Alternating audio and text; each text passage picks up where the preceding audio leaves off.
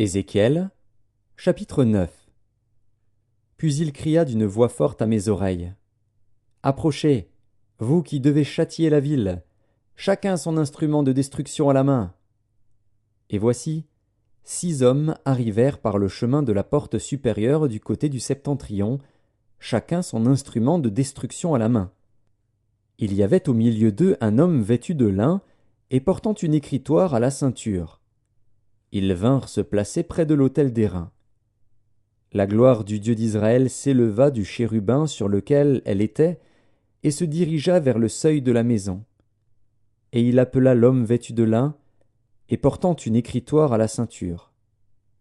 L'Éternel lui dit, « Passe au milieu de la ville, au milieu de Jérusalem, et fais une marque sur le front des hommes qui soupirent et qui gémissent à cause de toutes les abominations qui s'y commettent. » Et, à mes oreilles, il dit aux autres, « Passez après lui dans la ville, et frappez, que votre œil soit sans pitié, et n'ayez point de miséricorde.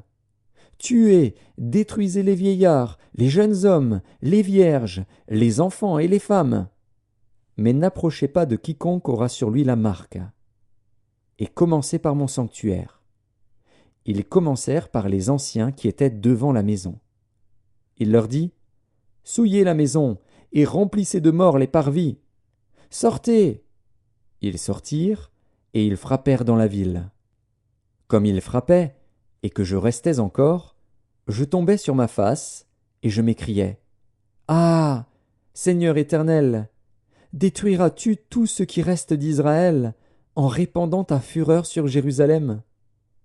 Il me répondit, « L'iniquité de la maison d'Israël et de Juda est grande, excessive. Le pays est rempli de meurtres, la ville est pleine d'injustice, car ils disent, « L'Éternel a abandonné le pays, l'Éternel ne voit rien. » Moi aussi, je serai sans pitié, et je n'aurai point de miséricorde. Je ferai retomber leurs œuvres sur leurs têtes.